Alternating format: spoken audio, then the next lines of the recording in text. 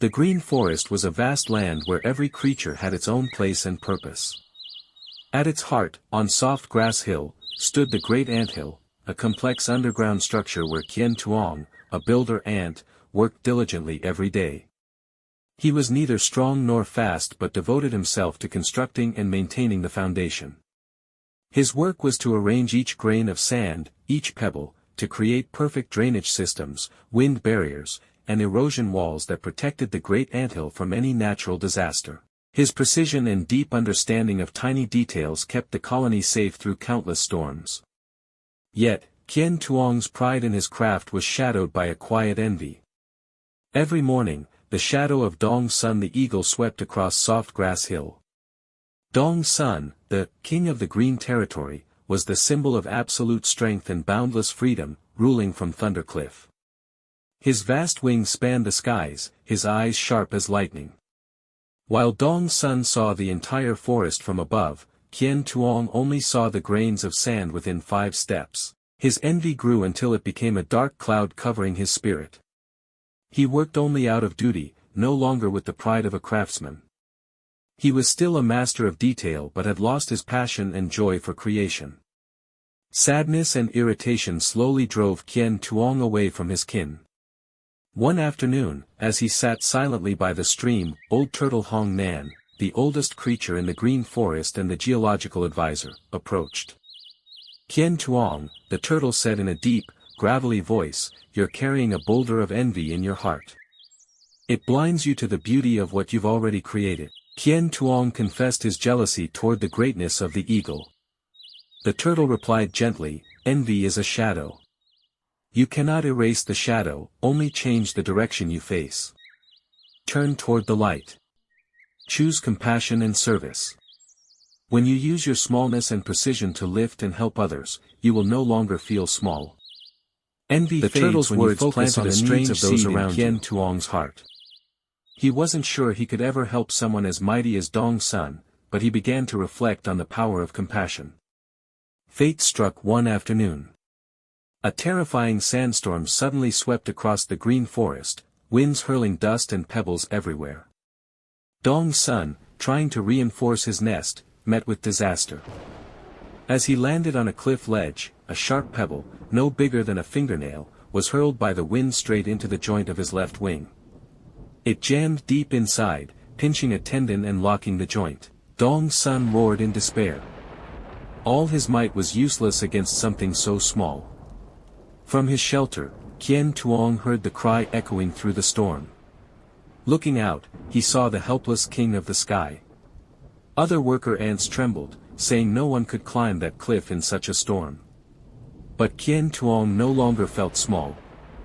He remembered the turtle's words and realized that in this moment, he was the only one capable of dealing with something so tiny. His envy vanished, replaced by empathy and resolve. He gave instructions to his team and crawled into the storm. Each inch up Thunder Cliff was a battle. He used every bit of his strength to cling to the rock face. At last, Kiến Tuong reached Dong Sun. "Stay back, little ant," the eagle groaned in shame. "What can you do? This is a storm for giants. Be quiet and hold still." Kiến Tuong shouted firmly. "I'll use what I'm best at. I know how to deal with the smallest things here." He signaled to his team below, "Gather the finest grains of sand and the smallest pebbles.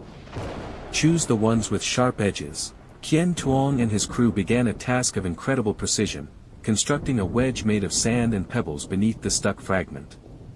Using his knowledge of leverage, pressure, and geometry, Kiến Tuong packed each grain carefully, ensuring that the upward force was evenly distributed, gradually lifting the pebble micrometer by micrometer. He arranged the pebbles into a perfect pattern. This was the true value of precision, the very thing he had once taken for granted. After tense moments of delicate work, the sand wedge held firm, pushing the stone slightly upward. Kiến Tuong shouted, "Now, Dong Sun. Gently move your wing. The joint can come free." Dong Sun obeyed. Crack. A small sound echoed, the joint was released. The pebble dropped into the abyss below. The mighty eagle was freed by the precision of sand grains. The next morning, golden sunlight bathed the green forest. Dong's son looked at Kiến Tuong with deep gratitude. "I owe you my life, little builder," he said hoarsely. "I was defeated by something tiny I always ignored." "Why did you save me?" Kiến Tuong smiled, no trace of envy left.